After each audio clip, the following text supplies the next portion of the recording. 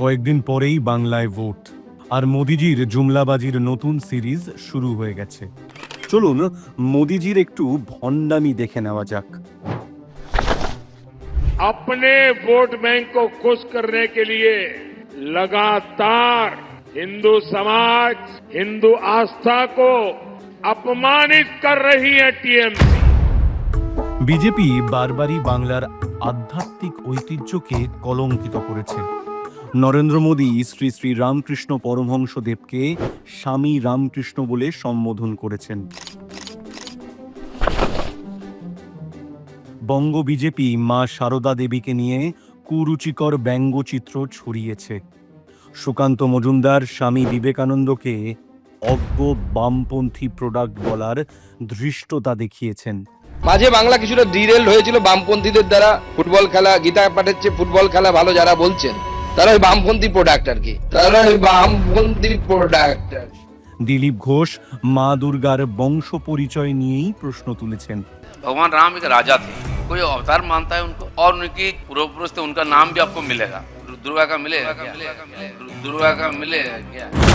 गांधी जी ने राम राज्य का कल्पना हमको दिया है, दुर्गा पता नहीं कहाँ से आ जाते हैं। আর শুভেন্দু অধিকারীর মতো বিজেপি নেতারা জগন্নাথ ধামকে ঢপের চপ বলে অপমান করার দুঃসাহস দেখিয়েছেন। একটা ঢপের চপ দিঘাতে বানিয়েছে, একটা ঢপের চপ দিঘাতে বানিয়েছে।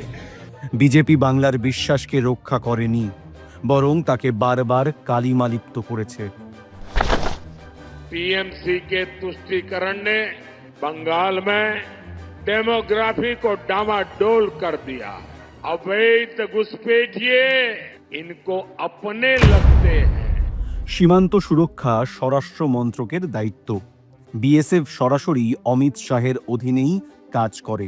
তাই বিজেপি যদি অনুপ্রবেশের অভিযোগ তোলে, তবে তার স্বরাষ্ট্রমন্ত্রী হিসেবে অমিত শাহের ব্যর্থতারই প্রমাণ। বিজেপি নেতারা প্রচার করেছে যে 1 কোটি বাংলাদেশি এবং রোহিঙ্গা নাকি বাংলায় বসবাস করছে। 1 करोड़ के आसपास बंगाल में रोहिंगा है, बांग्लादेशी मुसलमान है, एक वोटर है। আর এসআইআর এর উদ্দেশ্যে যদি সত্যি বিদেশি নাগরিকদের চিহ্নিত করা হয়ে থাকে, তবে নির্বাচন কমিশন আজ পর্যন্ত একজনও অনুপ্রবেশকারীর তালিকা প্রকাশ করেনি কেন?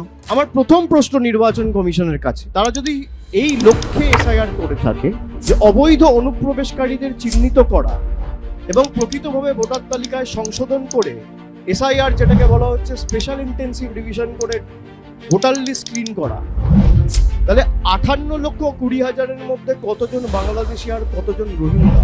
বাংলায় যদি 1 কোটি রোহিঙ্গা বাংলাদেশি থাকে, ইলেকশন কমিশন লিস্ট রিলিজ করুন, হয় লিস্ট রিলিজ করুন, নইলে বাংলার মানুষের কাছে ক্ষমা চান। बंगाल के लोगों को मजबूर होकर आज बाहर जाना पड़ रहा है। আমাদের কাছে এমন তথ্য আছে যেগুলো নরেন্দ্র মোদী বলতেই চান না। যেমন 2014 থেকে 2024 পর্যন্ত 17.1 লক্ষ ভারতীয় নাগরিকত্ব ত্যাগ করেছেন। মোদী জামানায় যুব বেকারত্ব 45 বছরের মধ্যে সর্বোচ্চ, যার ফলে গোটা একটা প্রজন্ম কাজের খোঁজে বিদেশে যেতে বাধ্য হচ্ছে। শুধু তাই নয়, বিজেপির তথাকথিত মডেল রাজ্য উত্তরপ্রদেশ ও বিহার থেকে সবচেয়ে বেশি পরিযায়ী শ্রমিকরা ভিন রাজ্যে কাজে যান। তাই মোদীবাবু, বাংলার যুবদের নিয়ে কথা বলার আগে আপনার রাজ্যগুলোতে যুবদের অবস্থা কি সেটা আগে ভেবে দেখুন।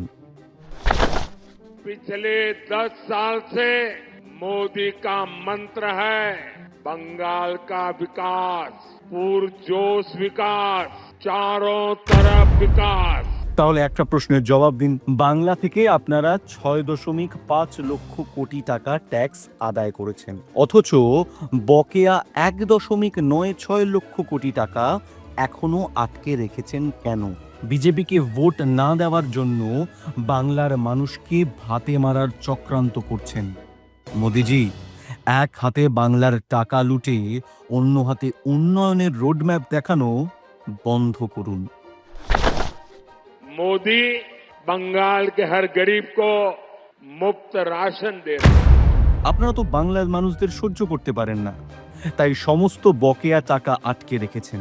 অন্যদিকে খাদ্যসাথী প্রকল্পে পশ্চিমবঙ্গ সরকার নিজস্ব তহবিল থেকে 9 কোটি মানুষকে সম্পূর্ণ বিনামূল্যে রেশন দিচ্ছে। কিন্তু সব কিছুতেই তো আপনাদের ক্রেডিট চাই। মানুষ বুঝে গেছে কারা তাদের পাশে আছে, তাই মানুষকে বোকা বানানো বন্ধ করুন। मोदी गरीबों को पक्के घर देने के लिए काम মোদী সরকার বাংলার গরিব মানুষের মাথার উপর থেকে ছাদই কেড়ে নিয়েছে।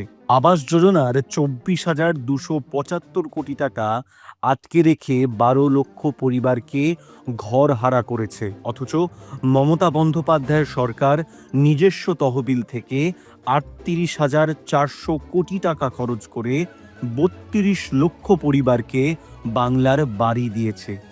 বাংলার বাড়ি আগেও আমরা 1 কোটি করে দিয়েছি, কিছুদিন আগে 12 লক্ষ দিয়েছি পরিবারকে। দিল্লি 1 পয়সাও দেয় না 4 বছর ধরে। যারা বাড়ির টাকা ব্যাংকে পেয়ে যাবেন, ব্যাংকের থ্রুতে সঙ্গে সঙ্গে বাড়িতে ইট পুঁততে শুরু করবেন। বাদ বাকি যেটুকু বাকি থাকবে আগামী দিন ফেস ওয়াইজে সেটুকুও করে দেব।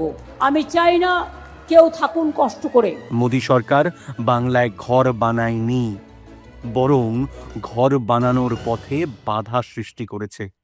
বাংলার মানুষের স্বার্থে, বাংলার সম্মান রক্ষার্থে একটিও ভোট বিজেপিকে নয়। মা মাটি মানুষের সরকারের হাত শক্ত করতে বিজেপিকে বয়কট করুন।